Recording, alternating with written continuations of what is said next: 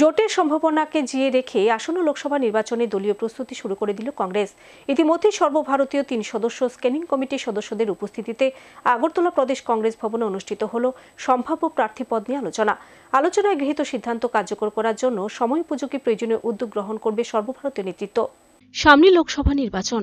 দেশের সর্ববৃহৎ গণতান্ত্রিক এই প্রক্রিয়াকে সামনে রেখে ইতিমধ্যে ময়দানে নেমে পড়েছে সবকটি রাজনৈতিক দল। নিজেদের মতো করে রণকৌশল নির্ধারণ করে অঘোষিতভাবে ভোট প্রচারে নেমে পড়ল দলগুলি।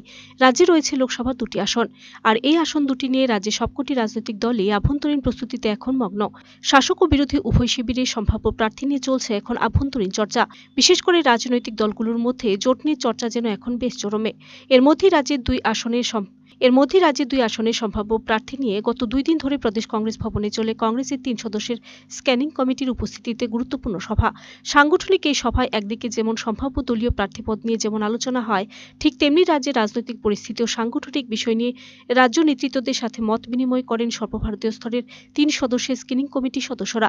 বুধবার প্রদেশ কংগ্রেস ভবনে আয়োজিত এক সাংবাদিক সম্মেলনে রাজ্যের দায়িত্বপ্রাপ্ত কেন্দ্রীয় নেত্রী সারিতা লাইফলাং ও প্রদেশ মুখপাত্র প্রবীর চক্রবর্তী সহ অন্যান্য নেতৃত্বদের পাশে রেখে কথা জানান সভাপতি আশিস কুমার সাহা। সাংবাদিক সম্মেলনে এদিন শ্রী সাহা বলেন, আলোচনায় রাজ্যে 2টি আসনে কংগ্রেসের প্রতিদ্বন্দ্বিতা করার বিষয়টি নিয়ে যেমন আলোচনা হয়, তেমনি বিজেপিকে পরাস্ত করতে ইন্ডিয়া জোট প্রসঙ্গে আলোচনা করেন নেতৃত্ব। কংগ্রেসের একটাই লক্ষ্য, বিজেপিকে পরাস্ত করা, আর সেই লক্ষ্যমাত্রাকে সামনে রেখে দলের হাইকমান্ড যে সিদ্ধান্ত গ্রহণ করবে সেই সিদ্ধান্ত মোতাবেক কাজ করবে রাজ্য কংগ্রেসের নেতাকর্মীরা। আসন্ন 2টি লোকসভা নির্বাচনে এই রাজ্যের 2টি আসনে আমরা একটা ঐক্যবদ্ধ লড়াই করতে পারি।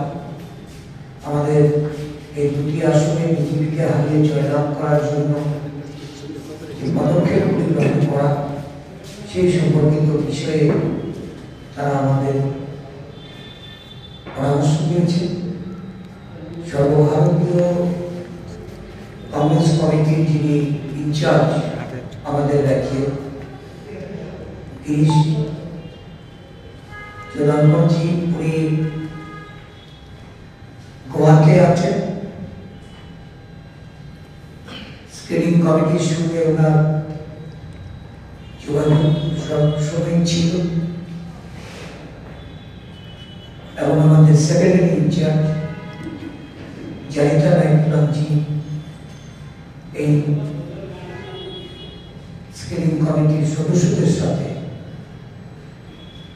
উনি এই রাজ্যে লোকসভা প্রার্থী চয়নে ওনার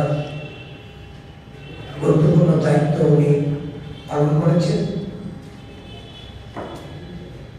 আমরা অত্যন্ত আনন্দিত।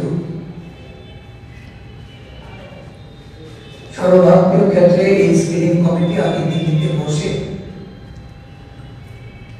রাজ্যের বিজেপি প্রধান এবং পরিষদীয় দলনেতা বা মুখ্যমন্ত্রী এদেরকে ডেকে নিয়ে সেখানে যে কাজটি সম্পন্ন করতেন,